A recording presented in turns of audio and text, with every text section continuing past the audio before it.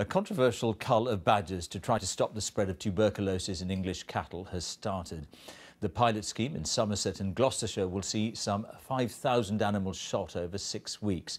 Critics of the cull say it will not be effective, and they promise to stop what they're calling the slaughter of badgers. But as Jeremy Cook reports from Somerset, farmers back the cull. Into the cull zone, the sleepy back lanes of West Somerset. But in the early hours, there's tension in the air. The police are here in force, checking who is moving through the area, recording number plates and IDs, including ours. The few protesters on the roads are pulled over and questioned, still, though, determined to stop the cull. Direct action? Define direct action. If direct... Standing between the marksman and the badgers? Well, there are other things I'd rather do, but if it comes down to it, you know... Seriously? Yes, I think so. Badgers spend much of their lives deep underground. They are nocturnal, so the cull will be conducted at night. So after so many years of controversy and bitter debate, it's finally come down to this, because this badger set is in the heart of the West Somerset cull zone. We've seen no marksmen out here on the ground, but the official policy is that over the next 6 weeks, most of the badgers living here and in hundreds of other sets across the countryside will be killed. The badgers will be shot by marksmen training here to use high-powered rifles. The plan is to lure them out with peanut bait and to shoot them in the open. Would that be enough for a clean kill? The aim is to kill 5,000 badgers. That's 120 a night, every night of the cull. With dawn over the West Country came confirmation that the cull had started. But that's it. No details, no numbers of badgers killed. There's general agreement that TB circulates between badgers and cattle. But there is no consensus among scientists that a cull will work. The farming industry is largely behind it, but protest groups are warning that the cull is cruel and may even make things worse. James Small is a Somerset farmer and an NFU official. He's seen the county's cattle business devastated by bovine TB. This is our best shot at trying to control this disease. You know, it's a perfectly lawful activity that is happening. This has been proven through the courts, and it's the right thing to do to try to stamp on this disease before it spreads and continues.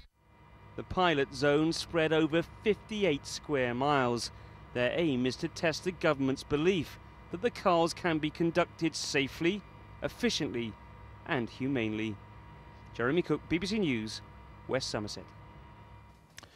Well, as we've heard, the cull has led to some passionate arguments. So what is the scientific evidence about whether a cull will work?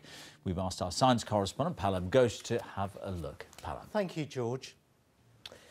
This isn't the first time that there's been a cull in the UK to see if the spread of TB can be controlled. There was an extensive 8-year trial across England and Wales during the 1990s. The researchers found that culling badgers could bring down TB rates slightly if more than 70% of the badgers were killed. That would bring a 16% reduction averaged over 9 years. For years, scientists and politicians have thought a mass cull was simply not worth it for such a relatively small reduction in TB rates. But the government has now given the go-ahead for culls in 2 pilot areas. It's a crazy scheme. The government is embarking on a scheme that isn't backed up by scientific evidence. They spent between 20 and 30 million pounds finding out whether killing badgers is an effective way of controlling the disease in cattle, and the answer is it's not very effective. TB in cattle is increasing slowly but surely, particularly in southwest England. The number of cattle slaughtered in England in 2012 to control TB was 28,000. On average, the cost of a TB infection can cost a farm £34,000. The government picks up the bulk of this cost, about £22,000, leaving the farmer to pick up the final £12,000.